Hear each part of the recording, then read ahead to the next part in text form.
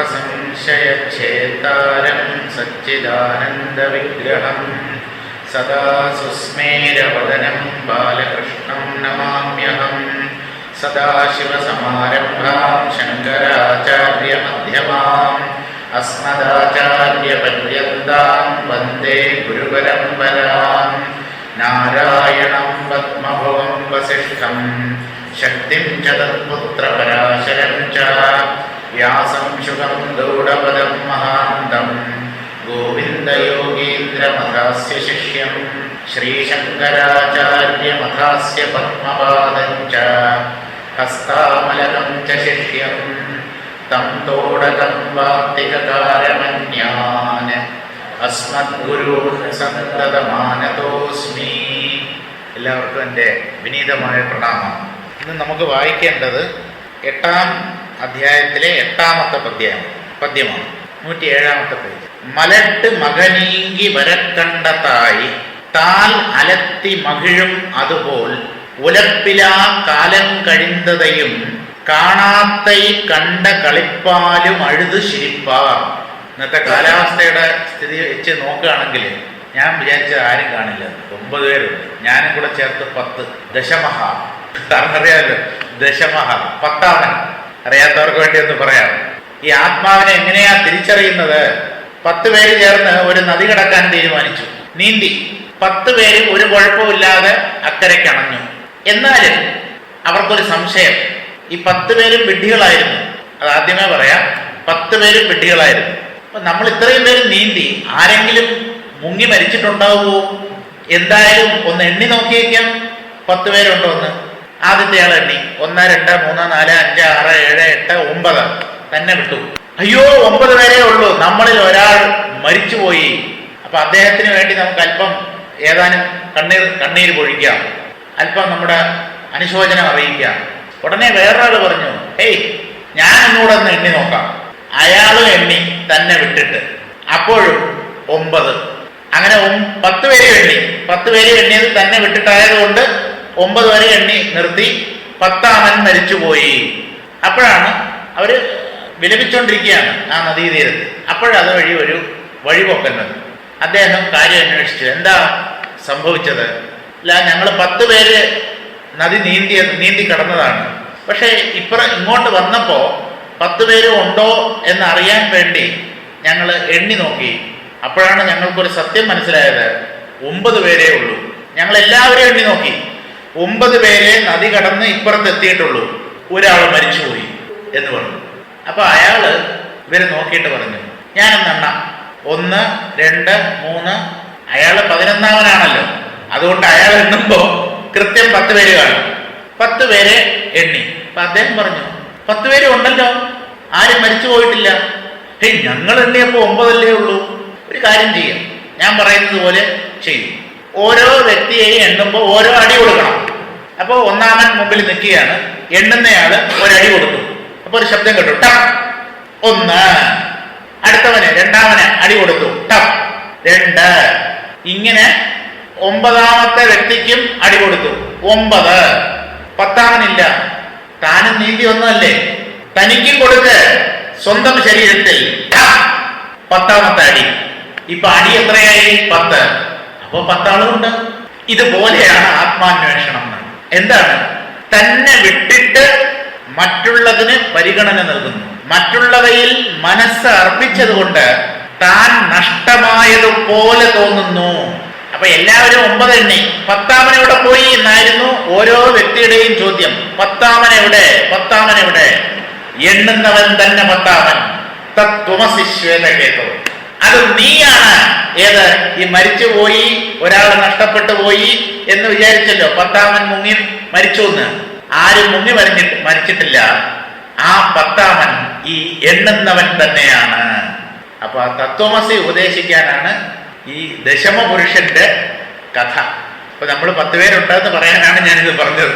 മലട്ട് മകനീങ്കി വരക്കണ്ട തായ്. മലട്ട് മകൻ എന്ന് പറഞ്ഞാൽ മലടിയുടെ മകൻ എന്നല്ല, ആ വന്ധ്യാപുത്രൻ എന്നുള്ള അർത്ഥത്തിലല്ല. ഇവിടെ ദീർഘകാലമായി കുട്ടികൾ ഉണ്ടാകാതെ ഇരുന്ന ഒരു സ്ത്രീക്ക് ആ വന്ധ്യത തീർന്നു. എങ്ങനെ? ഒരു കുഞ്ഞ് ജനിച്ചപ്പോ കുഞ്ഞ് ജനിക്കുമ്പോഴാണല്ലോ വന്ധ്യതയ്ക്ക് അവസാനം ഉണ്ടാകുന്നത്. അപ്പൊ ദീർഘകാലമായി മലടിയായിരുന്ന ഒരു സ്ത്രീക്ക് മകൻ ജനിച്ചപ്പോ, അത് ആൺകുഞ്ഞ് തന്നെ ജനിച്ചു, മലട്ട് മകൻ. അങ്ങനെ ആ കുഞ്ഞിനെ വളർത്തിക്കൊണ്ടുവന്നു. രണ്ട് വ്യാഖ്യാനമുണ്ട്.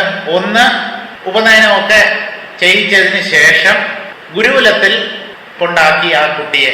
ഇനിയിപ്പോ 10-12 കൊല്ലം മകനെ കാണാൻ പറ്റില്ല. വിദ്യാഭ്യാസമൊക്കെ പൂർത്തിയാക്കിയതിന് ശേഷമേ മകൻ സ്വഗൃഹത്തിലേക്ക് മടങ്ങി വരികയുള്ളൂ. ഇങ്ങനെ കുട്ടിയെ ഗുരുകുലത്തിലേക്ക് കൊണ്ടാക്കി എന്നൊരു വ്യാഖ്യാനം.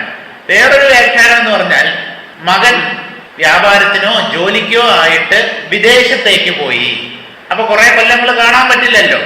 ഇങ്ങനെ ഈ പറഞ്ഞ 2 കാരണങ്ങളിൽ ഏതോ ഒരു കാരണം കൊണ്ട് മകനെ ദീർഘകാലം വേർപിരിഞ്ഞതിന് ശേഷം ഒരു ദിവസം മകൻ തിരിച്ചു വരികയാണ്. ആ മകനെ കാണുമ്പോ അമ്മയുടെ ഭാവം എന്തായിരിക്കും? അച്ഛന്മാരുടെ കാര്യമൊന്നും പറയുന്നില്ല. സ്നേഹമില്ലെന്നല്ല, സ്നേഹമൊക്കെ ഉണ്ട്. പക്ഷെ മാതാവിനോളം ആ ആഴത്തിലുള്ള ഹൃദയബന്ധം പിതാവിന് ഉണ്ടാവില്ല. പൊതുവെ അങ്ങനെയാണ് കണ്ടുവരാറുള്ളത്. മലട്ട് മകൻ എന്ന് പറഞ്ഞാൽ ദീർഘകാലമായി മലടിയായിരുന്ന സ്ത്രീയുടെ മകൻ.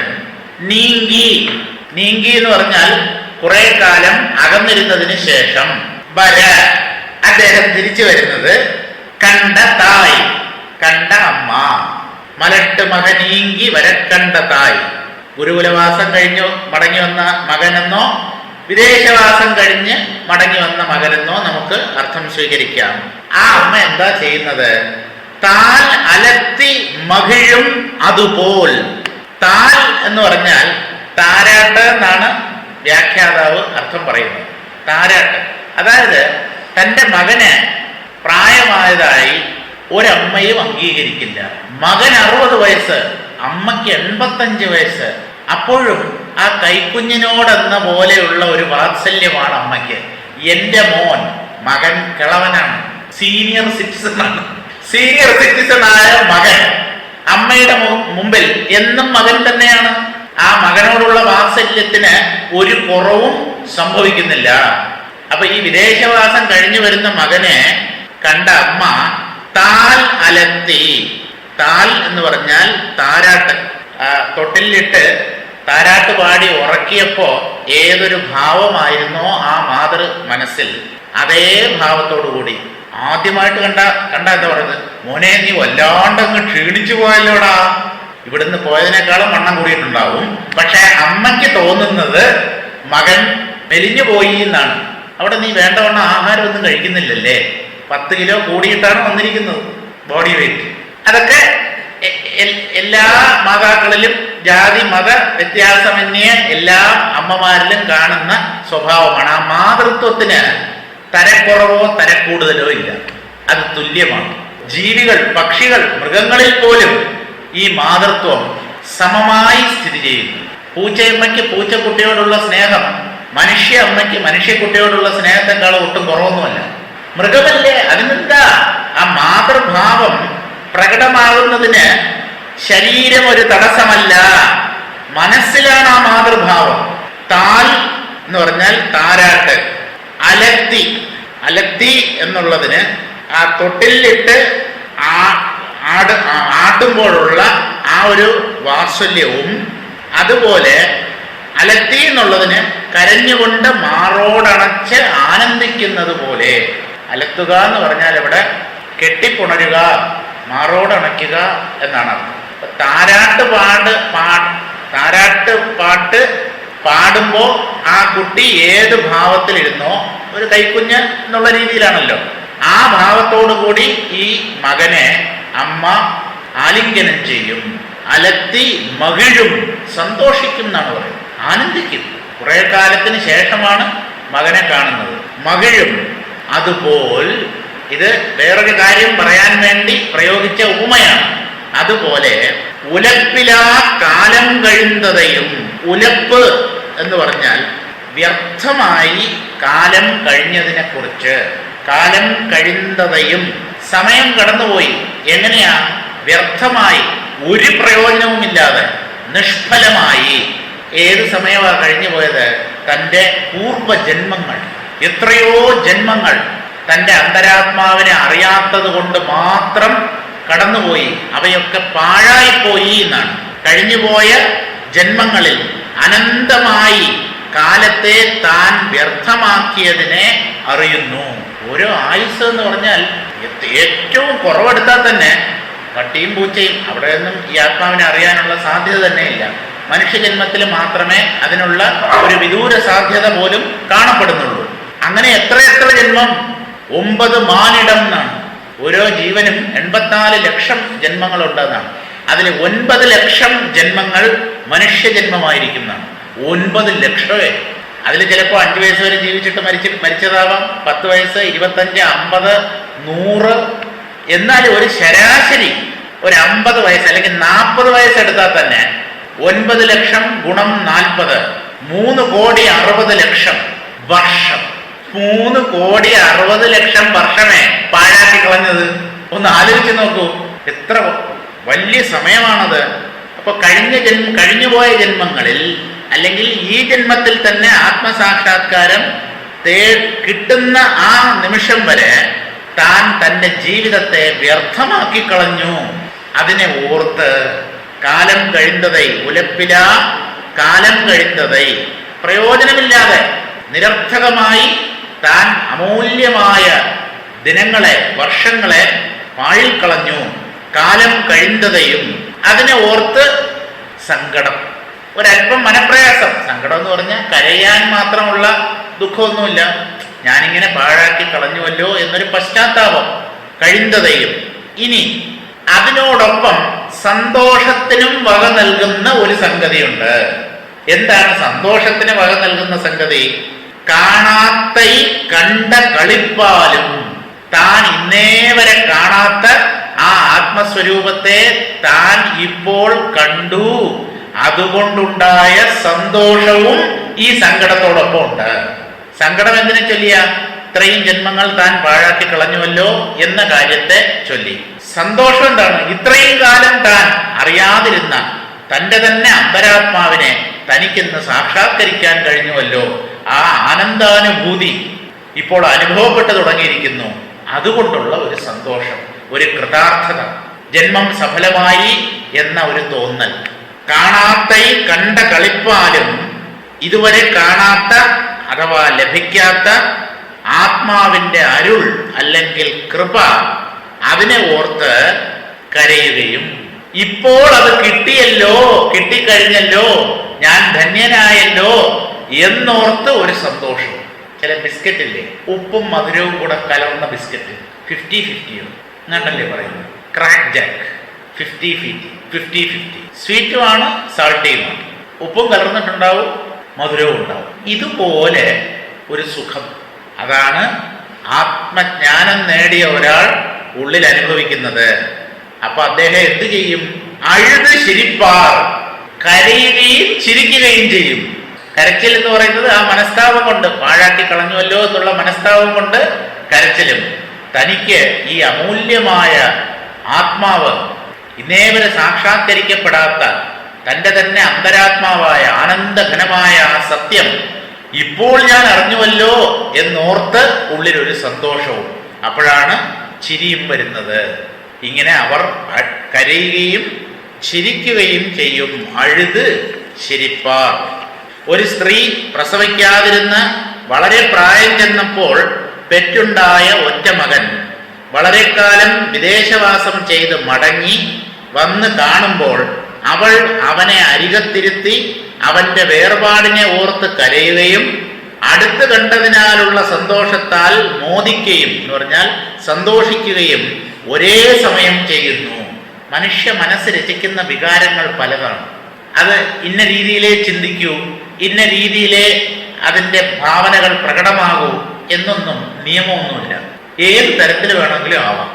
ആയതുപോലെ ജ്ഞാനിയും അജ്ഞാനം നിമിത്തം പാഴാക്കിക്കളഞ്ഞ ജീവിതത്തെ ഓർത്ത് കരയുകയും അതുവരെ അലഭ്യമായിരുന്ന അരുൾ ഭഗവത് കൃപയാൽ തനിക്കിപ്പോൾ കരഗതമായല്ലോ, താൻ എത്ര ധന്യൻ എന്നോർത്ത് ചിരിക്കുകയും ഒരേ സമയത്ത് ചെയ്യും. കരച്ചിലും ചിരിയും ഒരേ സമയത്തുണ്ടാവും. അരുളവസ്ഥയിലുള്ളവൻ ഇങ്ങനെയാണ് അറിയാതെ കരയുകയും ചിരിക്കുകയും ചെയ്തു പോരുന്നത്. ഇതൊക്കെ ബോധപൂർവമായിട്ട് ചെയ്യുന്ന കാര്യങ്ങളല്ല. ഈ ചിരി, കരച്ചിൽ ഇത് രണ്ടും തന്നെ നമ്മുടെ നിയന്ത്രണത്തിലല്ല. അണപൊട്ടി ഒഴുകുന്ന ദുഃഖം കരച്ചിലായിട്ടാണ് പ്രകടമാവുന്നത്. അതിനെ തടഞ്ഞു നിർത്താൻ സാധിക്കുകയുമില്ല. അതുപോലെ തന്നെ ചിരിയും അടക്കാൻ കഴിയില്ല. പൊട്ടിച്ചിരിച്ചു പോകും. ചിരിക്കരുത് ചിരിക്കരുത് എന്ന് എത്ര വിചാരിച്ചാലും പറ്റില്ല. പണ്ടൊരു കഥ പറയും. നമ്മുടെ നവരാത്രി മണ്ഡപം ഉണ്ടല്ലോ ഇവിടെ. എനിക്ക് തോന്നുന്നത് ശ്രീമൂലം തിരുനാളോ അല്ലെങ്കിൽ സ്വാതിരുന്നാളോ ഏതോ ഒരു തിരുവിതാംകൂർ രാജാവാണ്. അപ്പോൾ അവിടെ വലിയ നിയമമാണ്. ഇത്ര മണിക്ക് തുടങ്ങും, ഇടയ്ക്ക് ആരും പുറത്തു പോരും. ഇപ്പോഴും ഉണ്ടെന്ന് തോന്നുന്നു അല്ലേ? ആ നിയമം ഇപ്പോഴും ഉണ്ട്. പുറത്ത് ഇടയ്ക്ക് പോരുത്. അപ്പോൾ യൂറിനൊക്കെ പാസ് ചെയ്തിട്ട് വന്നിട്ടേ ഇരിക്കാവൂ. അല്ലാതെ അത്യാവശ്യമാണെന്ന് പറഞ്ഞ് ഇടയ്ക്ക് പോകാനുള്ള അനുവാദമില്ല. അപ്പോൾ രാജാവ് നോക്കിയപ്പോൾ സാധാരണ എല്ലാവരും ഇങ്ങനെ സംഗീത കച്ചേരി കേട്ട് ഇങ്ങനെ രസിച്ച് തലയാട്ടുന്നുണ്ട്. ഇതില് വിദ്വാൻമാരും ഉണ്ടാവും, സംഗീതത്തിന്റെ ABCD അറിയാത്തവരും ഉണ്ടാവും. രണ്ടുപേരും തലയാട്ടും ഇങ്ങനെ. എന്തോ സംഗീതം അദ്ദേഹത്തിന് നല്ലപോലെ അറിയാമെന്നും സംഗീതജ്ഞാനം ഉണ്ടെന്നും ഈ രാഗവും താളവും അതിൻ്റെ മറ്റേ നിരവൽ എന്നൊക്കെ പറയില്ലേ, ഈ നിരവലും അതും ഇതുമൊക്കെ കേട്ടിട്ട് ഭയങ്കരമായിട്ട് ഇങ്ങനെ തലയാട്ടി രസിക്കും. ചിലത് നാട്യം, ചിലത് ഒറിജിനൽ. അപ്പൊ രാജാവ് ഒരു ദിവസം ഒരു ഉത്തരവിറക്കി, ഈ പാട്ട് കേട്ടിട്ട് ആരും തലയാട്ടരുത്, രസിച്ചാണെങ്കിലും തല അനങ്ങിപ്പോരുത്, അനങ്ങുന്നവന്റെ തല വെട്ടി മാറ്റപ്പെടും. ഒരു ഉത്തരവിറക്കി. അന്ന് വൈകുന്നേരം ഇതുപോലെ നവരാത്രി മണ്ഡപത്തിൽ സംഗീത കച്ചേരി നടക്കുകയാണ്. എല്ലാവരും ഈ ഉത്തരവറിഞ്ഞു. അതിൻ്റെ വാതിലിലും ഇതൊക്കെ എഴുതി പ്രദർശിപ്പിച്ചിരുന്നു. ഇങ്ങനെ ഒരു ഉത്തരവ് രാജാവ് ഇറക്കിയിട്ടുണ്ട്. അതുകൊണ്ട് കഴുത്തിന് മുകളിൽ തല വേണം എന്നാഗ്രഹമുള്ളവർ തല അനക്കരുത്. കച്ചേരി തുടങ്ങി. ഇന്നലെ വരെ തലയാട്ടിക്കൊണ്ടിരുന്ന ഒരൊറ്റ മനുഷ്യൻ തലയാട്ടുന്നില്ല. എല്ലാം മസിൽ പിടിച്ച് ഈ സ്പോണ്ടിലൈറ്റിസ് ബാധിച്ച ആൾക്കാർ തലയുണ്ടല്ലോ ഇങ്ങനെ അങ്ങോട്ടും ഇങ്ങോട്ടും ഒന്നും മറ്റേ പട്ടയൊക്കെ ഇട്ട് അങ്ങോട്ടും ഇങ്ങോട്ടും അനക്കാൻ പറ്റാത്ത രീതിയിൽ അങ്ങനെ ഇരിക്കുകയാണ്. സംഗീത കച്ചേരി അങ്ങനെ അതിൻ്റെ പാരമ്യതയിൽ എത്തുകയാണ്. രാഗവിസ്താരം അതൊക്കെ അങ്ങനെ ചെയ്യുമ്പോൾ ഒരാള് ആഹാ എന്നൊരു വ്യാക്ഷേപക ശബ്ദം പുറപ്പെടുവിച്ചു. തല ഇങ്ങനെ ആട്ടി, അറിയാതെ, ശബ്ദം പോലും ഉണ്ടാക്കരുതെന്നാണ്, ആഹാ എന്ന് പറഞ്ഞു. എല്ലാവരും അയാളെ നോക്കി. തീർന്നു, ഇവന്റെ തല ഇനി ആ ശിരസിന് കഴുത്തിന് മുകളിൽ കാണില്ല എന്ന് തീരുമാനിച്ചു. കച്ചേരിയൊക്കെ തീർന്നു. രാജാവ് അദ്ദേഹത്തെ വിളിച്ച് ആദരിച്ചു. ഇദ്ദേഹമാണ് ശരിക്കും സംഗീതജ്ഞാനമുള്ളവൻ. എന്താ, ഇങ്ങനെ ഒരു ഉത്തരവ് നിലനിൽക്കെ അതിനെയും മറന്ന് ആ സംഗീതത്തിൽ രസിച്ച് ഈ ആഹ എന്നൊരു ശബ്ദം പുറപ്പെടുവിക്കുകയും തലയാട്ടുകയും ചെയ്തതുകൊണ്ട് അദ്ദേഹം വ്യാജനല്ല, അദ്ദേഹമാണ് യഥാർത്ഥ സംഗീതജ്ഞൻ എന്ന് മനസ്സിലാക്കി അദ്ദേഹത്തെ ആദരിച്ചു. തല പോനാൽ പോട്ട്, ഏതെങ്കിലും പട്ടരാണോ അറിയില്ല. അപ്പൊ അങ്ങനെ ഒരു കഥയുണ്ട്. അപ്പോ ഞാൻ എന്തിനാ ഇത് പറഞ്ഞത്? ഭാവന, മനുഷ്യ മനസ്സിൽ ഉദിക്കുന്ന ഭാവന പല രീതികളിലും പ്രകടമാകാം. അരുളവസ്ഥയിലുള്ളവൻ ഇങ്ങനെയാണ് അറിയാതെ കരയുകയും ചിരിക്കുകയും ചെയ്തു പോരുന്നത്. സ്പോണ്ടേനിയസ് ആയിട്ട് സ്വാഭാവികമായി ഉണ്ടാവുന്നതാണ് ഈ രോദനവും ചിരിയും. അടുത്ത പദ്യത്തിലേക്ക് കിടക്കാം. ഇത് മുഴുവൻ ഈ ജ്ഞാനികളുടെ ആന്തരവും ബാഹ്യവുമായ അവസ്ഥകളെ വിവരിക്കുന്ന പദ്യങ്ങളാണ്. നടൈ തളർന്ന് മെയ് മറന്ന് നാണമഴിന്തേ ഉടറളർന്ന് കീഴ്ക്കുരലിട്ടൂൺ പോയി മടലെടുപ്പായി ശത്താതി കെട്ടും മനം താക്കറ്റ് ശന്തഴിந்த പിത്തർക്ക് ശന്തഴിந்த പിത്തർക്കും ആഹാ പിണി. ജ്ഞാനിയുടെ അവസ്ഥയാണ് ചിത്രീകരിക്കുന്നത്. നടൈ തളർന്ന്, നടൈ എന്ന് പറഞ്ഞാൽ നടത്തം, ചലനം, അതൊക്കെ തളർന്ന് എന്ന് പറഞ്ഞാൽ പാരാലിസിസ് ബാധിച്ച് ജ്ഞാനി താഴെ വീഴുമെന്നല്ല അതിൻ്റെ അർത്ഥം. എന്താ, 36 തത്വങ്ങളെ കുറിച്ചാണ് ശൈവ സിദ്ധാന്തത്തിൽ പറയുന്നത്. ഈ 36 തത്വങ്ങളും ആത്മാവിൽ ആരോപിക്കപ്പെട്ടിരിക്കുന്നു. പശു എന്ന പേരിൽ അറിയപ്പെടുന്ന ജീവനിൽ ആരോപിക്കപ്പെട്ടതാണ് ഈ 36 തത്വങ്ങളും. ഈ 36 തത്വങ്ങളെയും അതിക്രമിച്ചാണ് പതിയായ ശിവനിൽ, പശുപതിയിൽ ചെന്നെത്തേണ്ടത്. അദ്ദേഹവുമായി സംയോജിക്കുക, ഏകീഭവിക്കുകയാണ് മോക്ഷം അല്ലെങ്കിൽ മുക്തി. അപ്പൊ ഈ 36 ആരോപിക്കപ്പെട്ട തത്വങ്ങൾ നഷ്ടമായതുകൊണ്ട് നടത്തം തളർന്ന് ചലനം ഉള്ളിലില്ല. ഉള്ളിൽ ചലനമില്ലെങ്കിൽ ശരീരം എങ്ങനെ ചലിക്കും? സങ്കല്പമാണല്ലോ ശരീരത്തെ ചലിപ്പിക്കുന്നത്. അതുകൊണ്ട് ബാഹ്യചലനം വല്ലാണ്ടങ്ങ് കുറഞ്ഞു. മിക്കവാറും ഒരേ സ്ഥലത്താണ് ഇരിപ്പും കിടപ്പും. നടൈ തളർന്ന് മെയ് മറന്ന് ശരീരത്തെ തന്നെ വിസ്മരിക്കുന്നു. ശരീരമുണ്ട് എന്നുള്ളൊരു ഭാവം പോലുമില്ല.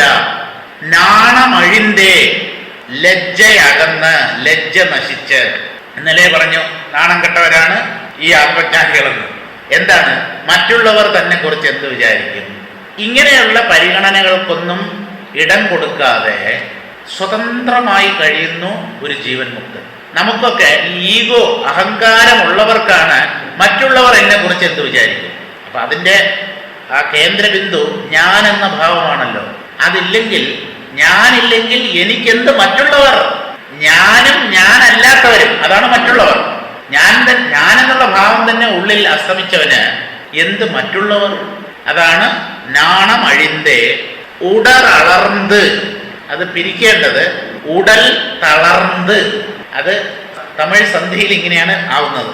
ഉടറളർന്ന്, ഉടൽ തളർന്ന്. ബാഹ്യപ്രജ്ഞയില്ല, അതുകൊണ്ട് വിശപ്പ് ദാഹം ഒന്നും അനുഭവപ്പെടുന്നില്ല, ഭക്ഷണം കഴിക്കുന്നില്ല. അപ്പൊ എന്താ? ശരീരം ക്ഷീണിക്കും. ഉടൽ തളർന്ന് കീഴ്ക്കുരലിട്ട്. കീഴ്ക്കുരൽ എന്ന് പറഞ്ഞാൽ മൃദുവായി സംസാരിച്ച്. ആഹാരം കഴിച്ചില്ലെങ്കിൽ സംസാരിക്കാനുള്ള ശക്തി പോലും നഷ്ടപ്പെടും. അപ്പോൾ വളരെ പതുക്കെ ഒരാൾ ചെവി കൊണ്ട് ചുണ്ടിൻ്റെ അടുത്ത് വെച്ചാലേ അദ്ദേഹം പറയുന്നത് എന്ത് എന്നുള്ള കാര്യം മനസ്സിലാവും. അതാണ് കീഴ്ക്കുരൽ. കുരൽ എന്ന് പറഞ്ഞാൽ ശബ്ദം. കീഴ്ക്കുരലിട്ട് ഊൺ പോയി, ഉണ്ണുക എന്നുള്ള കർമ്മം അകന്ന്. ആഹാരം കഴിക്കലില്ല, ആഹാരത്തിൽ ശ്രദ്ധ കുറഞ്ഞ് ആരെങ്കിലും ഒക്കെ നിർബന്ധിച്ച് കഴിപ്പിച്ചാലായി. പലപ്പോഴും അദ്ദേഹം അതീന്ദ്രിയമായ മനോബുദ്ധികൾക്ക് അതീതമായ ഒരു നിലയിലായിരിക്കും, ആ ആനന്ദാനുഭൂതിയിലായിരിക്കും ജീവൻ മുക്തൻ സ്ഥിതി ചെയ്യുന്നത്. അപ്പൊ ഊൺ പോയി, ആഹാരത്തിൽ ശ്രദ്ധ കുറഞ്ഞ് മടലെടുപ്പായി. ഈ മടൽ, നമ്മൾ തെങ്ങിന്റെ മടൽ എന്ന് പറയുന്നുണ്ടല്ലോ, ഇത് തമിഴാണ്. തമിഴ് വാക്കാണത് ഈ മടൽ. പക്ഷേ തമിഴന്മാരോട് ചോദിച്ചാൽ മടൽ എന്നുള്ള വാക്ക് തമിഴിലൊന്നും ഇല്ല, ഞങ്ങൾ അതിന് അവര് വേറെന്തോ ഒരു പേരാണ്, തെന്നൈ മട്ടയും മട്ട, അങ്ങനെ എന്തോ ആണ് അവർ പറയുന്നത്. ഇവിടെ മടലെടുപ്പായി എന്ന് പറഞ്ഞാൽ ഈ ഒരു വാക്ക് മടൽ എന്നുള്ള വാക്ക് ഇതിന് മുമ്പ് വന്നിട്ടുണ്ട്. എന്താണ്? തെങ്ങിൻ്റെയോ കവുങ്ങിൻ്റെയോ പാളയുണ്ടല്ലോ, ഈ പാള ഒരു കുതിരയാണെന്ന് സങ്കല്പിച്ച് അതിൻ്റെ പുറത്ത് ഇരുന്ന് വേറൊരാളെ കൊണ്ട് വലിപ്പിക്കും. ആൾക്കാർ കാണുന്ന രീതി, രഹസ്യമായിട്ടല്ല. ആരാ ഇങ്ങനെ ചെയ്യുന്നത്? പ്രേമ നൈരാശ്യം വന്നവൻ. താനൊരു പെൺകുട്ടിയെ ഇഷ്ടപ്പെട്ടു, ആ കുട്ടിക്ക് തിരിച്ചിങ്ങോട്ട് ഇഷ്ടമില്ല. അപ്പൊ ഇവന്റെ പ്രേമം നിരർത്ഥകമായില്ലേ, വ്യർത്ഥമായില്ലേ? അതുകൊണ്ട് ഇയാള് ഒരു അടവ് പ്രയോഗിക്കുകയാണ്. താൻ ഇങ്ങനെ പ്രേമനൈരാശ്യം വന്നവനാണ് എന്നുള്ളത് നാട്ടുകാരെ ആകെ അറിയിക്കും. ആ കൂട്ടത്തില് ആ പെൺകുട്ടിയും ഇത് കാണുമല്ലോ. ഒരാള് ഈ മടലിന്റെ പുറത്ത് കയറി വേറൊരാള് വലിച്ചോട്ട് പോകുന്നു, ഭ്രാന്തനെ പോലെ. അവനാണ് ശരിക്കും നാണം കെട്ടവൻ. ഇങ്ങനെ വലിച്ചോണ്ട് പോകുന്നത് കണ്ട് ആൾക്കാര് പൊട്ടിച്ചിരിക്കുകയും ഭ്രാന്തൻ എന്നൊക്കെ വിളിക്കുകയും ചെയ്യുമ്പോൾ ആ പെൺകുട്ടിക്ക് ഒരുപക്ഷെ ഇദ്ദേഹത്തോടൊരു സഹതാപം തോന്നി, പ്രേമിച്ചാലോ? ഇയാളുടെ ഓരോ മോഹമാണത്. അങ്ങനെ ബലമായി പ്രേമം പിടിച്ചു വാങ്ങിക്കാനുള്ള ഒരു ഏർപ്പാടാണിത്. അയാൾ എങ്ങനെയാ ഇത് ഈ മടലിന്റെ പുറത്ത് കയറി സഞ്ചരിക്കുന്നത്? താൻ ആഗ്രഹിച്ച ആ പെൺകുട്ടിയുടെ ഒരു പടവും കയ്യിൽ പിടിച്ചിട്ടുണ്ടാവും. ഈ കുട്ടിയാണ് ഞാൻ പ്രേമിച്ചത്. എന്നിട്ട് ഈ മടലിന്റെ പുറത്ത് കയറിയിരിക്കും, വേറൊരാള് ഇത് വലിച്ചോണ്ട് ആ നാട്ടുപുറത്തൂടെ അല്ലെങ്കിൽ ഗ്രാമവേദികളിലൂടെ ഓടും. ഇതുപോലെയാണ് ജ്ഞാനിന്ന്. എന്താണ്? അദ്ദേഹത്തിന് തൻ്റെ ആത്മാവിൽ മാത്രമേ ഉള്ളൂ ശ്രദ്ധ. മറ്റുള്ളവർ തന്നെ കുറിച്ച് എന്ത് വിചാരിക്കുന്നു എന്നുള്ള കാര്യത്തിൽ അശേഷം ശ്രദ്ധയില്ല, താല്പര്യമില്ല. ഇയാൾ എന്താ ചെയ്യുന്നത്? എങ്ങനെയെങ്കിലും ആ കുട്ടി തന്നെ പ്രേമിക്കണം. അതിനുവേണ്ടി എന്ത് കൊള്ളരുതായ്മയല്ല, എന്ത് മണ്ടത്തരമോ അല്ലെങ്കിൽ ഹാസ്യജനകമായ പ്രവൃത്തിയോ അയാൾ ചെയ്യാൻ തയ്യാറാണ്. അതെ, കോപ്രായോ. അപ്പോ ഇതുപോലെ അയാൾ വേറെ ആരെയും കുറിച്ച് ചിന്തിക്കുന്നില്ല. ആൾക്കാർ തന്നെ ഭ്രാന്തൻ എന്ന് വിളിക്കുകയോ പരിഹസിക്കുകയോ ഒന്നും ചെയ്താലും, ചിലർ കല്ലോ മണ്ണോ വാരി എറിഞ്ഞാലും അദ്ദേഹത്തിന് പ്രശ്നമില്ല. ഇങ്ങനെ ചെയ്യുന്നവനെ പോലെയാണ് ജ്ഞാനി. എന്താ, അദ്ദേഹത്തിന് മറ്റുള്ളവർ തന്നെ കുറിച്ച് എന്ത് കരുതും എന്ന കാര്യത്തിൽ അല്പം പോലും ശ്രദ്ധയില്ല. അദ്ദേഹത്തിന്റെ ശ്രദ്ധ മുഴുവൻ തന്നിലാണ് എന്ന് പറഞ്ഞാൽ തൻ്റെ അന്തരാത്മാവിലാണ്. തൻ്റെ ഹൃദയത്തിൽ സദാ ഞാൻ എന്ന് പ്രകാശിക്കുന്ന ആ ചൈതന്യത്തിലാണ് അദ്ദേഹത്തിന്റെ ശ്രദ്ധ മുഴുവൻ. അതാണ് മടലെടുപ്പായി. മടലെടുക്കുന്നവരെ പോലെ എന്ന് പറഞ്ഞാൽ മടലിന്റെ പുറത്ത് കയറി സഞ്ചരിക്കുന്ന പ്രേമനൈരാശ്യം വന്ന കാമുകനെ പോലെ. ഇവിടെ നൈരാശ്യം കൊണ്ടല്ല ആത്മജ്ഞാനി മറ്റുള്ളവരെ ശ്രദ്ധിക്കാതിരിക്കുന്നത്. അദ്ദേഹത്തിന് ശ്രദ്ധ ഉള്ളിലായി പോയി, അന്തർമുഖമായി പോയി മനസ്സ്. അതുകൊണ്ട് മറ്റൊന്നിനെയും കുറിച്ച് ചിന്തിക്കാനോ മറ്റുള്ളവർ പറയുന്നത് കേൾക്കാനോ ഒന്നും അദ്ദേഹത്തിന് കഴിയുന്നില്ല. അതാണ് സത്യം. മടലെടുപ്പായി ശബ്ദാദി കെട്ടും. ശബ്ദാദി, ശബ്ദാദി, ശബ്ദം തുടങ്ങിയവ നശിച്ചും. കെട്ടും എന്ന് പറഞ്ഞാൽ നശിച്ചും. ശബ്ദം തുടങ്ങിയവ എന്ന് പറഞ്ഞാൽ എന്താ? പഞ്ചതന്മാത്രകൾ. ശബ്ദം, സ്പർശം, രൂപം, രസം, ഗന്ധം. ഇവയിലുള്ള ആകർഷണമോ താത്പര്യമോ ഒക്കെ നശിച്ച് ഇന്ദ്രിയ വിഷയങ്ങളിലുള്ള താത്പര്യം പരിപൂർണമായി കെട്ടടങ്ങി. അതാണ് ശബ്ദാദി കെട്ടും. മനം താക്കറ്റ്. താക്ക് എന്ന് പറഞ്ഞാൽ സംഘം, ഒട്ടൽ എന്നർത്ഥം. മനസ്സോ നിസ്സംഗമായി തീർന്നു. യാതൊരു തരത്തിലുള്ള ഒട്ടലും മനസ്സിലില്ല. മനം താക്കറ്റ് ശന്തഴിന്ത്. ശന്ത് എന്ന് പറഞ്ഞാൽ വ്യത്യാസ ബുദ്ധി. ആ വ്യത്യാസ ബുദ്ധി, ഭേദചിന്തകളൊക്കെ അഴിന്ത, നശിച്ച. പിത്തർക്ക്, ഭ്രാന്തന്മാർക്ക്. ആരാണ് ഭ്രാന്തന്മാർ? ഈ ജീവൻ മുക്തന്മാർ തന്നെ. ഈശ്വരകൃപ എന്ന ഭ്രാന്ത് മൂത്തവർക്ക്, പിത്തർക്ക്. പിത്തർക്കും ഈശ്വരകൃപ എന്ന ഭ്രാന്ത് മൂത്തവർക്ക് ആഘാ പിണി. പിണി എന്ന് പറഞ്ഞാൽ രോഗം, വ്യാധി എന്നർത്ഥം. അവർക്ക് രോഗം വരില്ല, രോഗം അവരെ ബാധിക്കില്ല. ഇവിടെ ശരീരത്തെ ബാധിക്കുന്ന രോഗങ്ങളെ അല്ല പറയുന്നത്. ഇവിടെ എന്താണ് രോഗം? ശരിക്കുള്ള രോഗമാണ് ജനന മരണം.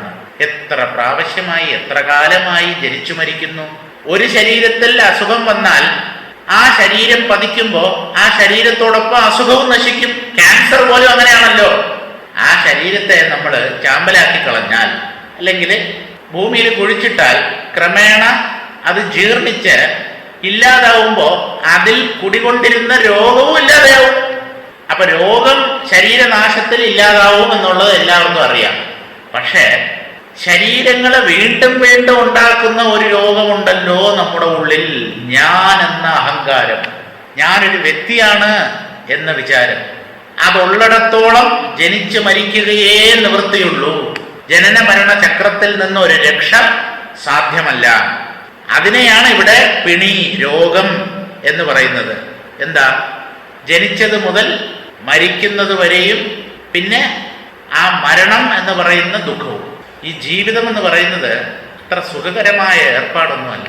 ദുഃഖമാണ് ജീവിതത്തിൽ സുഖത്തേക്കാൾ കൂടുതൽ. അപ്പൊ ജന്മദുഃഖങ്ങൾ, ജനിച്ചത് കൊണ്ടുണ്ടാവുന്ന ദുഃഖങ്ങൾ, ജനിക്കുന്നത് തന്നെ ദുഃഖമാണ്. ആ പ്രസവ സമയത്ത് ആ കുഞ്ഞ് ഒരു ഇടുങ്ങിയ സ്ഥലത്തുകൂടെ ഞെരിഞ്ഞാണ് പുറത്തേക്ക് വരുന്നത്. അത് അത്ര സുഖകരമായ ഏർപ്പാടായി കരുതാൻ നിവൃത്തിയില്ല. മാതാവിന് അങ്ങേയറ്റത്തെ പ്രസവ വേദന ഉണ്ടാക്കിക്കൊണ്ടാണ് കർമ്മത്താൽ പ്രേരിപ്പിക്കപ്പെട്ട ഗർഭസ്ഥ ശിശു പുറത്തേക്ക് വരുന്നത്. അപ്പൊ അതൊരു രോഗം, ജനനം ഒരു രോഗം. ജനിച്ചതിന് ശേഷം മരിക്കുന്നത് വരെയുള്ള ദുഃഖങ്ങളൊക്കെ രോഗങ്ങളാണ്. മരണവേദന എന്ന് പറയുന്നതും ഒരു രോഗമാണ്. ഇങ്ങനെ ഉള്ള ഈ രോഗപരമ്പര ജ്ഞാനിക്ക് ഉണ്ടാവുകയില്ല. ജീവൻ മുക്തന് പിന്നെ അനുഭവിക്കേണ്ടി വരില്ല. പിത്തർക്കും ആഹാ പിണി. മേലിൽ അയാൾ ജനന മരണങ്ങളിൽ ഉൾപ്പെടുന്നില്ല. നേരത്തെ ഈ മടലെടുപ്പായി എന്ന് പറഞ്ഞല്ലോ, അതില് കയ്യില് തൻ്റെ കാമുകിയുടെ ഒരു പടവും വെച്ചുകൊണ്ട് ഇയാള് വിളിച്ചു പറയുന്നതാണ്. എന്താണ്? അവൾക്ക് എന്നോട് ഒട്ടും സ്നേഹമില്ല, അവളുടെ ഹൃദയത്തിൽ കനിവ് എന്നുള്ളത് അല്പം പോലുമില്ല. ക്രൂരയാണ് അവൾ. അല്ലെങ്കിൽ ഞാൻ ഇത്ര കണ്ട് സ്നേഹിച്ചിട്ടും അവൾക്ക് തിരിച്ച് അല്പം പോലും സ്നേഹം എന്നോട് തോന്നിയില്ലല്ലോ. നിഷ്ഠുരയാണവൾ. അവളുടെ ഹൃദയം കല്ലുകൊണ്ടുണ്ടാക്കിയതാണ് എന്നൊക്കെ വിളിച്ചു പറയുകയും ചെയ്യുന്നതാണ്. ഭ്രാന്ത് മൂത്ത മനുഷ്യൻ എന്താ ചെയ്യാത്തത്, എന്താ പറയാത്തത്? അപ്പോൾ ജ്ഞാനിക്ക് ജനനമരണ ദുഃഖങ്ങൾ, ജീവിത ദുഃഖങ്ങൾ ഒന്നും തന്നെ ഉണ്ടാവുന്നില്ല. എന്തുകൊണ്ട്? അഹങ്കാരം നഷ്ടമായി കഴിഞ്ഞു.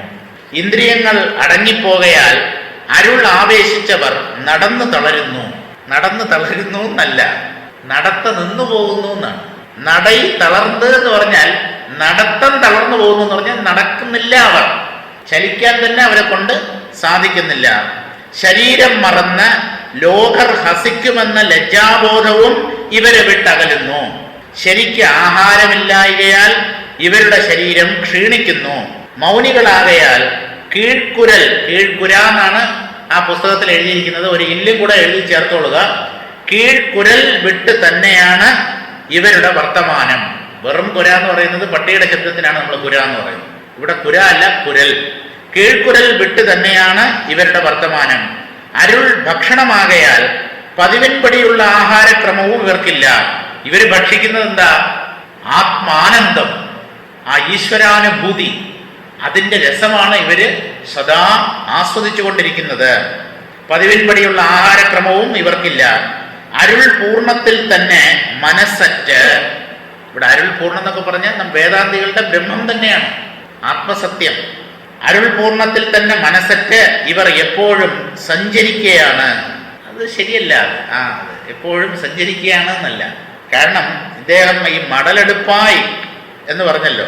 ചിലപ്പോ ഇദ്ദേഹം വ്യാഖ്യാനം ഉദ്ദേശിക്കുന്ന ഒരർത്ഥം ബാഹ്യപ്രജ്ഞ ഇല്ലാതെ നമ്മൾ ഉറക്കത്തിൽ പലതും വിളിച്ചു പറയുകയും കൈകാലുകളൊക്കെ ചലിപ്പിക്കുകയൊക്കെ ചെയ്യുന്നുണ്ടല്ലോ.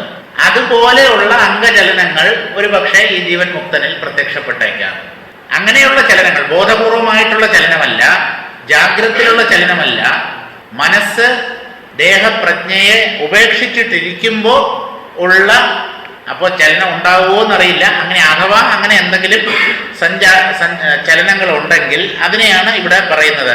ഇവർ എപ്പോഴും സഞ്ചരിക്കുകയാണ്.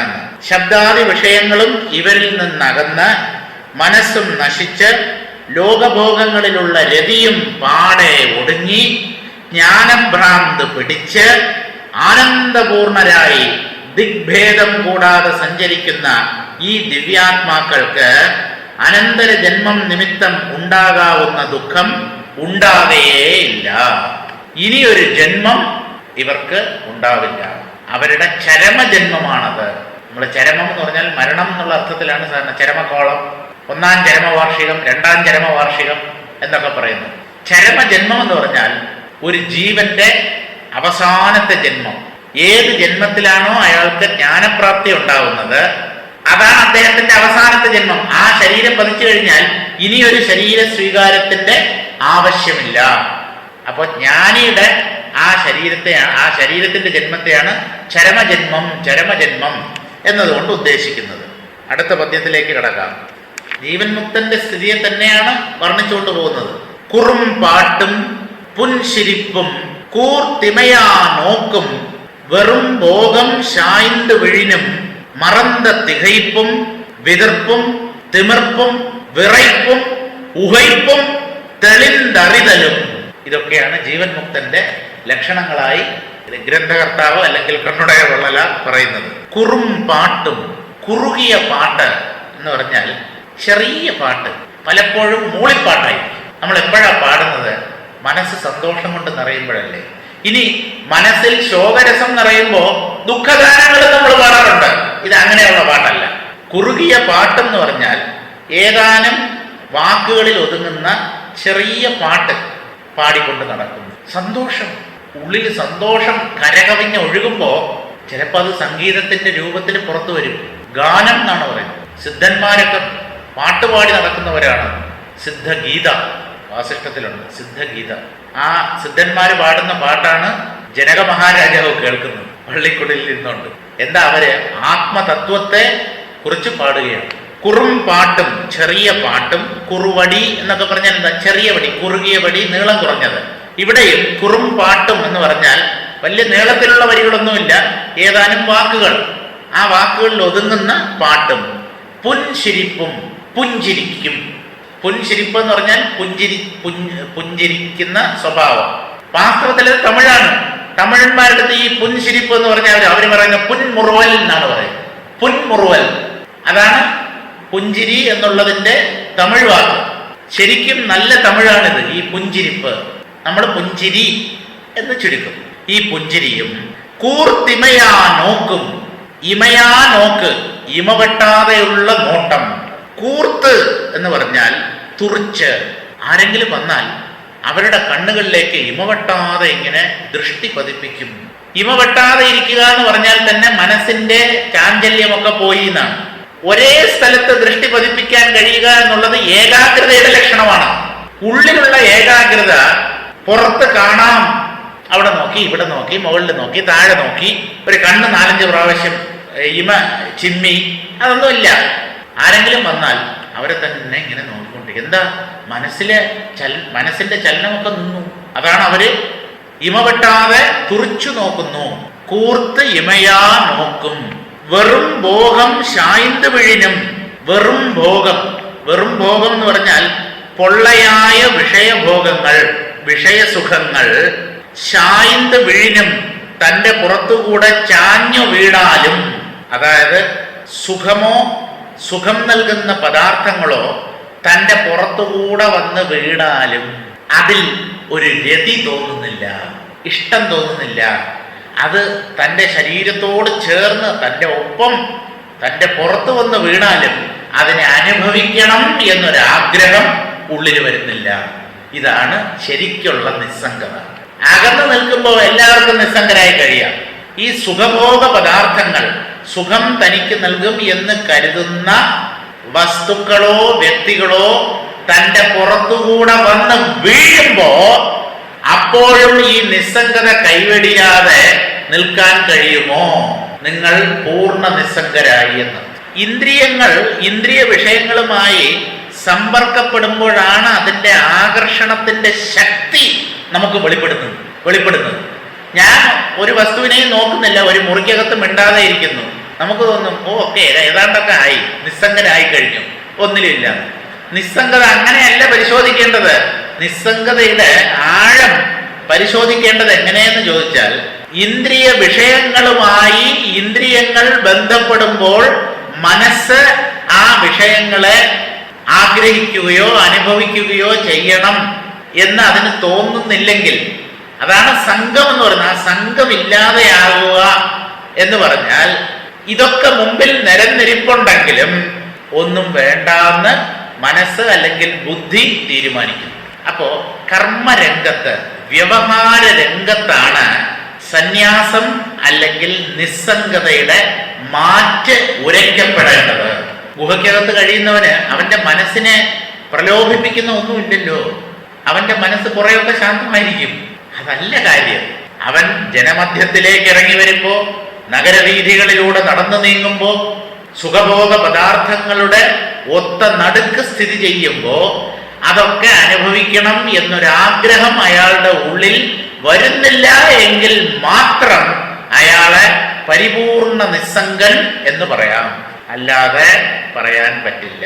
മഹർഷീശ്വരന്മാരുണ്ട്. വിശ്വാമിത്രൻ തപസ് ചെയ്ത് ഏതാണ്ട് ആ തപസ് അതിൻ്റെ പരിഭാഗത്തിലേക്ക് നീങ്ങാറായി അറിഞ്ഞപ്പോഴാണ് ദേവേന്ദ്രൻ അവിടെ ഇരിപ്പുറയ്ക്കാഞ്ഞ് മേനകയെ പറഞ്ഞു വിട്ടത്. തുടങ്ങി നൃത്തം, ഡാൻസ്, പാട്ട്, ടകടകട ടകടകട. കൂടെ സഹായിക്കാൻ ആരാ? വസന്തനും കാമദേവൻ. ഈ ശിവൻ തപസ്സിലിരിക്കുമ്പോഴും പാർവതിയിൽ ശിവന് അനുരാഗം ജനിപ്പിക്കാൻ വേണ്ടി എത്തിയത് ഈ 2 കൂട്ടരുമാണ്. ആരാണ് ഈ വസന്തനും മന്മഥനും? ഇവർ രണ്ടുപേരും ഒരുമിച്ചേ പോകും. വസന്തം എന്നതുകൊണ്ട് വസന്തകാലത്തെയാണ് ഉദ്ദേശിക്കുന്നത്. പുഷ്പങ്ങളൊക്കെ തളിരുകളും പൂക്കളും കൊണ്ട് നിറയ്ക്കപ്പെടുകയും പ്രകൃതി തന്നെ ആ പ്രേമത്തിനുള്ള ഒരു അനുകൂല സാഹചര്യം ഉണ്ടാക്കും. ആ സമയത്ത് ഒരു സുന്ദരിയെ കാണാനിടയായാൽ മനുഷ്യ മനസ്സ് പെട്ടെന്ന് പതറിപ്പോവും. അപ്പോൾ ഈ മന്മഥനും വസന്തനും ഒന്ന് കാലവും മറ്റേത് മനുഷ്യ മനസ്സിലെ കാമവുമാണ്. കാമത്തെ തന്നെയാണ് കാമദേവൻ മന്മഥൻ എന്ന് പറഞ്ഞത്. കാലം എന്ന് പറയുന്നത് ആ കാമം പ്രകടമാകാൻ അനുകൂലമായ സാഹചര്യം. അതിപ്പോ വസന്തകാലം തന്നെ വേണമെന്നൊന്നുമില്ല. എപ്പോഴാണോ മനസ്സിൽ കാമം അങ്കുരിക്കുന്നത് അതിനനുകൂലമായ സാഹചര്യത്തെയാണ് വസന്തം എന്നതുകൊണ്ട് ഉദ്ദേശിക്കുന്നത്. വെറും ഭോഗം ശായിന്ത് വീഴിനും, സുഖം നൽകുന്ന പദാർത്ഥങ്ങൾ തന്റെ പുറത്തുകൂടെ മറിഞ്ഞു വീണാലും ചാഞ്ഞു വീണാലും ശവം വന്ന് വീഴുന്നത് പോലെ ഒരു തോന്നൽ, അല്ലെങ്കിൽ കല്ലോ മണ്ണോ പുറത്തുകൂടെ കൊണ്ടുവന്ന് തട്ടിയാൽ എന്തായിരിക്കും? ഒരു കൂട്ടം മണൽ ഒരാളുടെ തലയിൽ കൂടെ കൊണ്ടുവന്ന് തട്ടി അയാൾക്ക് അതിനോട് ഏതെങ്കിലും തരത്തിലുള്ള ആകർഷണമോ പ്രേമമോ ഒക്കെ തോന്നുമോ? അത്രയൊക്കെ ഉള്ളൂ. അതാണ് വെറും ഭോഗം ശായിന്ത് വീഴിനും മറந்த തികയ്പും. സ്മരണയില്ലാത്ത തികയ്പ് എന്ന് പറഞ്ഞാൽ ആശ്ചര്യം. ഇവയെ ഒന്നും കുറിച്ച് ചിന്തിക്കുന്നില്ല. ഇവയൊക്കെ തന്നെ സുഖിപ്പിക്കാനുള്ളവയാണ്, സുഖം നൽകുന്നവയാണ് എന്നൊരു വിചാരം തന്നെ ഇല്ല. ഒക്കെ മായ, അല്ലെങ്കിൽ ജഡം. ഇതിൽ നിന്ന് എനിക്ക് ഒരു സുഖവും കിട്ടാനില്ല, എനിക്കത് ആവശ്യമില്ല. എൻ്റെ ഉള്ളിൽ മഹത്തായ ആത്മസുഖം വേണ്ടുവോളമുണ്ട്. അതുകൊണ്ട് തന്നെ ഞാൻ തൃപ്തനാണ്. മറந்த തികയ്പും, ഒന്നിനെക്കുറിച്ചും സ്മരണയില്ലാതെ ഈ പ്രപഞ്ചത്തെ അല്ലെങ്കിൽ ആത്മാവിനെ ഒരാശ്ചര്യം എന്ന പോലെ കണ്ടുകൊണ്ടിരിക്കുന്നു ജ്ഞാനി. ഇനി എന്താ? വിതർപ്പും. വിതർപ്പ് എന്ന് പറഞ്ഞാൽ വിറയൽ. ശരീരത്തിൽ പലതരത്തിലും പല ഭാവങ്ങളും പ്രകടമാവാം. ചിലപ്പോ ശരീരമാകെ ഈ ആത്മാനുഭൂതി കൊണ്ട് വിറച്ചു എന്ന് വരാം. ഇന്നലെ പറഞ്ഞല്ലോ, ഒരു ചെറിയ ചെറ്റക്കുടില് കൊമ്പനാന കയറിയതുപോലെ. വിതർപ്പും തിമിർപ്പും, വിഷയങ്ങളിലുള്ള അശ്രദ്ധയും. വിഷയങ്ങൾ, ലൗകിക സുഖങ്ങൾ, അവയിലുള്ള താല്പര്യം ഇല്ലായ്മയും, അല്ലെങ്കിൽ അവയെ ശ്രദ്ധിക്കാതിരിക്കുക, അവയോട് ഒരു പ്രതിപത്തിയും തോന്നാതെ ഇരിക്കുക. അതിനെയാണ് തിമിർപ്പ് എന്ന് പറയുന്നത്. തിമിർപ്പും വിറയ്പും. വിറയൽ എന്നല്ല, കാരണം വിറയൽ എന്നുള്ളത് നമ്മളിവിടെ പറഞ്ഞു കഴിഞ്ഞു. വിതർപ്പ് എന്നുള്ളതിന് വിറയൽ എന്നർത്ഥം പറഞ്ഞു കഴിഞ്ഞു. ഇനിയിപ്പോ വിറയ്പ് എന്ന് പറഞ്ഞാൽ കൈകാലുകൾ വിറയ്ത്ത് വിട്ടന എന്ന് തമിഴിൽ പറഞ്ഞാൽ നമ്പായിപ്പോയി. ശവത്തിന്റെ പോലെയുള്ള കൈകാലുകൾ എന്ന് പറഞ്ഞാൽ മരവിച്ച് ചലനമില്ലാതെ മരം പോലെയായി എന്ന് നമ്മൾ പറയാറില്ലേ? ആ അവസ്ഥയാണ് വിറയ്പ്. അപ്പൊ ഇദ്ദേഹത്തിന്റെ ശരീരം തണുത്ത് വിറങ്ങലിച്ചു എന്നാണോ? അല്ല. ആപത്തുകളുടെ മുന്നിൽ കൂസാത്ത നില. എന്താപത്ത് വന്നാലും കല്ല് പോലെ മരം പോലെ ഇരിക്കുകയാണ്. ആ അവസ്ഥയാണ് വിറയ്പ് എന്ന് പറഞ്ഞത്. ഉകയ്പ് എന്ന് പറഞ്ഞാൽ ആനന്ദാധിക്യം കൊണ്ടുള്ള ചാട്ടം. അങ്ങനെ കുറെ ചാടിയ ആളാണ് നമ്മുടെ ശ്രീരാമകൃഷ്ണദേവൻ. എന്തൊരു ഡാൻസ്! ഒരു മനുഷ്യന് ഇത്രയൊക്കെ പൊക്കത്തിൽ ഉയർന്നു ചാടാൻ പറ്റുമോ? അതും ഈ വാർദ്ധക്യത്തിൽ. ഉള്ളിൽ ആനന്ദം നിറഞ്ഞു കഴിഞ്ഞാൽ ഈ ശരീരം ഏത് രീതിയിൽ അതിനെ പ്രകടിപ്പിക്കണമെന്നറിയാതെ പലതും ചെയ്തു കൂട്ടിയെന്നിരിക്കും. ആനന്ദാധിക്യം കൊണ്ടുള്ള ചാട്ടം എന്നാണ് ഉഹൈപ്പും. തെളിന്ത് അറിതലും, തെളിഞ്ഞ അറിവ് ഉള്ളിൽ. ഇതൊക്കെ പുറത്താണ്. നിസ്സംഗതയും ഉള്ളിലാണ്. പക്ഷെ ഈ ചാട്ടവും ഓട്ടവും ചെറിയ പാട്ടും പുഞ്ചിരിയും ഇമവെട്ടാതെയുള്ള തുറിച്ചു നോട്ടവും അതൊക്കെ ബാഹ്യമാണ്.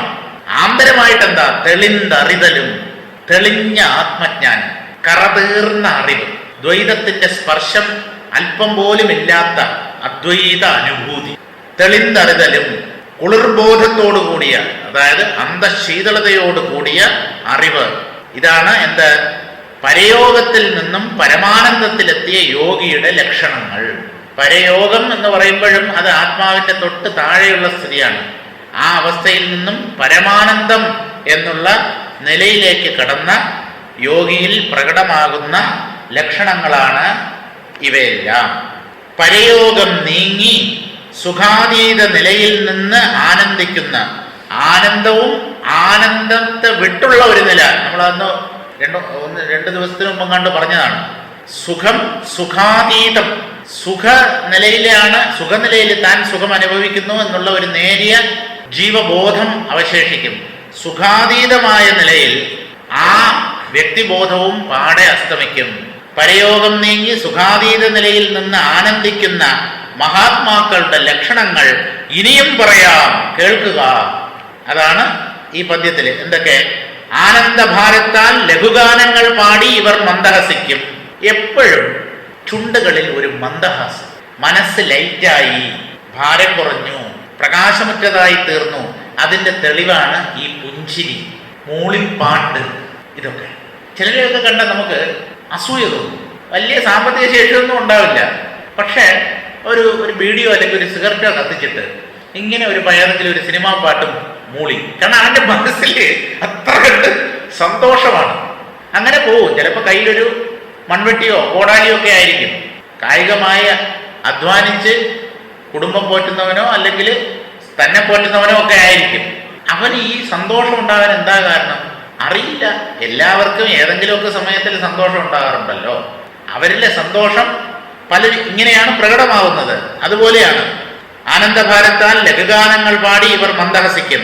ഇമയടയ്ക്കാതെ ആനന്ദത്തിൽ തന്നെ സൂക്ഷിക്കുന്ന ഭാവം അവരിൽ കാണാം. ചിലപ്പോ കണ്ണ് ചിമ്മാൻ പോലും അവർ മറന്നുപോകും. മനസ്സിന്റെ ആ നൈശ്ചല്യം കാരണം ആ ആനന്ദം ഉള്ളിൽ അങ്ങനെ അനുഭവപ്പെടുമ്പോൾ കണ്ണ് തുറന്നാണിരിക്കുന്നതെങ്കിൽ കണ്ണ് അങ്ങനെ തന്നെ, അടഞ്ഞാണിരിക്കുന്നതെങ്കിൽ അടഞ്ഞു തന്നെ. ഇതൊക്കെ മനസ്സിന്റെ ഏകാഗ്രതയുടെ പ്രതിഫലനങ്ങളാണ്. ആവശ്യപ്പെടാതെ വിഷയങ്ങൾ അവരെ സമീപിച്ചിരുന്നാലും വെറും ഭോഗം ശായിന്ത് വിഴിഞ്ഞം എന്ന് പറഞ്ഞല്ലോ. ആവശ്യപ്പെടാതെ വിഷയങ്ങൾ അവരെ സമീപിച്ചിരുന്നാലും അവർ അവയെ കാര്യമായി ഗണിച്ച് അതിൽ മനസ്സ് വയ്ക്കാതെ അവയോട് വെറും ഉദാസീന ഭാവമാണ് കൈക്കൊള്ളാറുള്ളത്. ഉദാസീനത എന്ന് പറഞ്ഞാൽ വെറുപ്പല്ല. ഇഷ്ടമാണോ എന്ന് ചോദിച്ചാൽ അതുമല്ല. ഇത് രണ്ടിന്റെ ഇടയ്ക്കാണ്. പ്രത്യേകിച്ച് ഇഷ്ടവുമില്ല, എന്നാൽ വെറുപ്പ് എന്നുള്ള വികാരവുമില്ല. ഉദാസീനമാണ്. അതാണ് ഈ ജീവിതത്തിൽ നാം സ്വീകരിക്കേണ്ട നിലപാട്. ഉദാസീനത. ഉദാസീനവദാസീന. ഉദാസീനനെ പോലെയാണ് എന്ന് മറ്റുള്ളവർക്ക് തോന്നും. പക്ഷേ അദ്ദേഹത്തിന് ലോകർക്ക് നന്മ ചെയ്യുന്നതിൽ അതീവ താല്പര്യമാണുള്ളത്. അദ്ദേഹത്തിന്റെ ഇരിപ്പും നടപ്പും മട്ടും ഭാവവും ഒക്കെ കണ്ടാൽ ഒന്നിനും ഒരു ഇഷ്ടമില്ല. പരിപൂർണ നിസ്സംഗത വന്നവനാണെന്ന് തോന്നുന്നു. നിസ്സംഗത വന്നവൻ ലോകക്ഷേമത്തിന് വേണ്ടി പ്രവർത്തിക്കുന്നു. ലോകരെ ഉദ്ധരിക്കാൻ അദ്ദേഹത്തെ കൊണ്ട് കഴിയുന്നതെല്ലാം ചെയ്യുന്നു. ഉദാസീനനെ പോലെ എന്ന് ബാക്കിയുള്ളവർക്ക് തോന്നിയാലും അദ്ദേഹത്തിന്റെ ഉള്ളിൽ അതിരറ്റ കൃപയാണ് ഈ ലോകരോടുള്ളത്.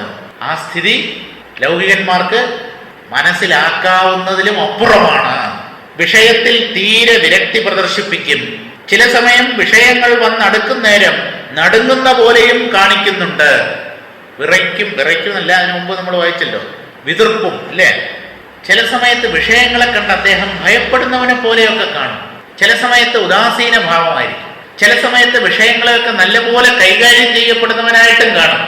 നിങ്ങൾക്ക് ജഡ്ജ് ചെയ്യാൻ പറ്റില്ല ഒരു ജ്ഞാനിയെ. അദ്ദേഹത്തെ വിലയിരുത്താനൊന്നും നമ്മൾ ആളല്ല. ചില സമയം ആനന്ദം കൊണ്ട് തുള്ളിച്ചാടുകയും മറ്റു ചിലപ്പോൾ ഈ കാണുന്നതെല്ലാം എന്ത് കളിയാണെന്ന് നനച്ച് തെളിഞ്ഞു നിൽക്കുന്നതായി കാണപ്പെടും. മായയുടെ കളി ആലോചിച്ചാൽ ആർക്കും ആശ്ചര്യമാണ് ഉള്ളിലുണ്ടാവുക. പക്ഷേ ഈ മായ ആത്മാവുമായി തട്ടിച്ചു നോക്കുമ്പോൾ അങ്ങേയറ്റം ഇല്ലാത്തതാണ്, ഭ്രമമാണ് എന്ന് മനസ്സിലാക്കുമ്പോൾ ഉള്ളിൽ ഒരു തെളിച്ചമാണ് ഉണ്ടാവുക. ഒക്കെ ആത്മാവിന്റെ പ്രകടനങ്ങൾ. മായയുടെ തലത്തിൽ നിന്ന് നോക്കിയാൽ അദ്ഭുതം. മായയെ തന്നെ 3 തരത്തിലാണ് ജനങ്ങള് നോക്കി കാണാറുള്ളത്. അജ്ഞനെ സംബന്ധിച്ച് മായ പരമസത്യം. വിചാരം ചെയ്യുന്നവനെ, യുക്തിചിന്ത ചെയ്യുന്നവനെ സംബന്ധിച്ച്, മനനപ്രക്രിയ ചെയ്യുന്നവനെ സംബന്ധിച്ച് ഇത് അനിർവചനീയം.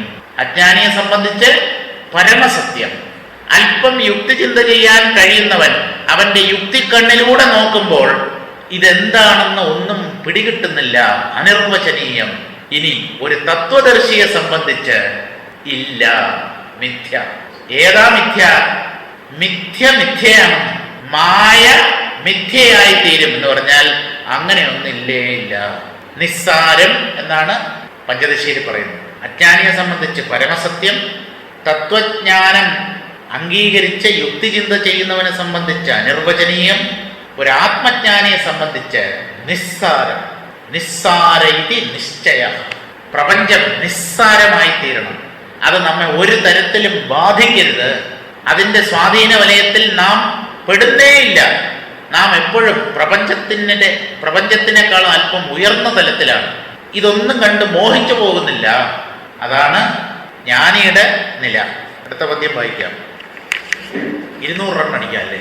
എൻ്റെ ശ്ലോകത്തിലെ എൻ്റെ പുസ്തകത്തിലെ 200ാമത്തെ പദ്യമാണ്. അത് ഓരോ ആദ്യം മുതൽ 1, 2 എന്ന് പറഞ്ഞാൽ നമ്പർ 8 വന്നതുകൊണ്ട് ഇപ്പൊ നമ്മൾ ഡബിൾ സെഞ്ചുറി അടിക്കാൻ പോകും. 200ാമത്തെ പദ്യം.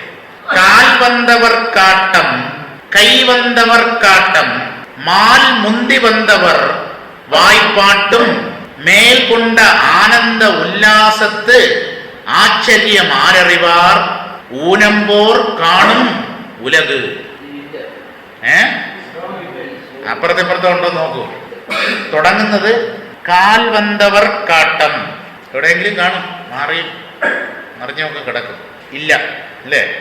ഒരു പക്ഷേ ഇദ്ദേഹത്തിന്റെ കയ്യിൽ കിട്ടിയ ആ കൃതിയിൽ ഈ ശ്ലോകം ഉണ്ടായി കാണത്തില്ല. അതുകൊണ്ട് അദ്ദേഹം വ്യാഖ്യാനിക്കാതെ പോയതാവാം, അല്ലെങ്കിൽ പ്രിന്റ് ചെയ്യാൻ വിട്ടുപോയതാണോ എന്താണെന്നുള്ളത് ദൈവത്തിന് മാത്രമേ അറിയാവൂ.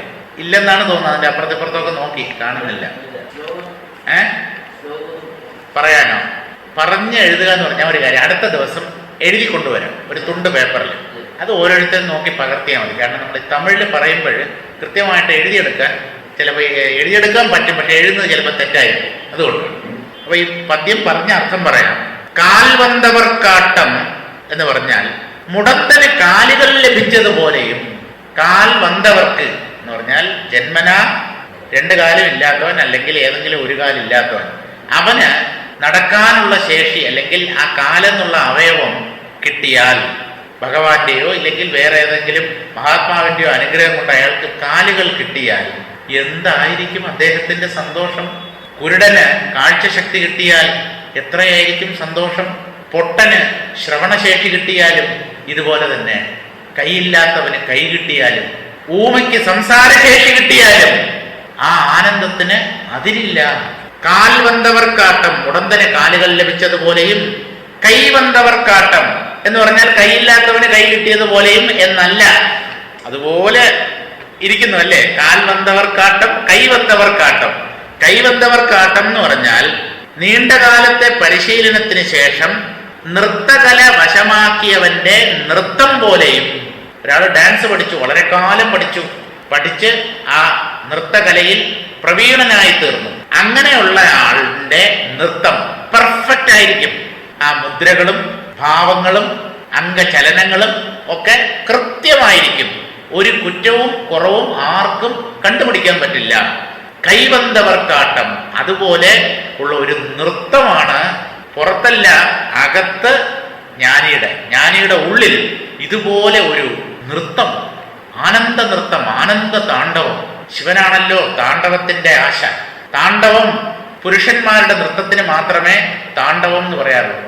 അതിൽ ലാസ്യഭാവമല്ല മികച്ചു നിൽക്കുന്നത്, ഘോരം ഭീകരമായ ഒരു ഭാവമാണ്. കണ്ടാൽ ഭയം ജനിപ്പിക്കുന്ന നൃത്തമാണ് താണ്ഡവം. സാധാരണ നൃത്തം എന്ന് പറയുന്നത് ലാസ്യഭാവമാണ്. അത് സ്ത്രീകൾ ചെയ്യുന്നതാണ്. പുരുഷന് നൃത്തം ചെയ്യാം, തെറ്റില്ല. പക്ഷെ കാണുന്നവർക്ക് ഭയം ജനിപ്പിക്കുന്ന രീതിയിലുള്ള നൃത്തത്തെയാണ് താണ്ഡവം, ശിവതാണ്ഡവം എന്നാണ് പറയുന്നത്. കൈവന്തവർക്കാട്ടം മാൽ മുന്തി വന്നവർ.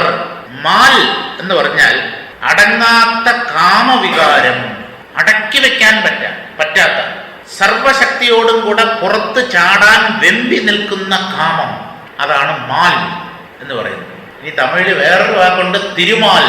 തിരുമാൽ എന്ന് പറഞ്ഞാൽ മഹാവിഷ്ണു എന്നാണ്. തിരുമാൽ മരുകൻ, മഹാവിഷ്ണുവിന്റെ മരുകൻ എന്ന് പറഞ്ഞാൽ മരുമകൻ. മഹാവിഷ്ണുവിന്റെ സഹോദരിയുടെ മകൻ ആരാ? മുരുകൻ. മുരുക, തിരുമാൽ, മരുക. മഹാവിഷ്ണുവിന്റെ സഹോദരിയാണ് പാർവതി എന്നാണ് ഒരു സങ്കല്പമുണ്ട്. അപ്പോ അളിയനായിട്ട് വരും ശിവൻ. അതുകൊണ്ട് ശിവനിന്ദ ചെയ്യുന്നവർ മഹാവിഷ്ണുവിനെ സൂക്ഷിച്ചോളണം.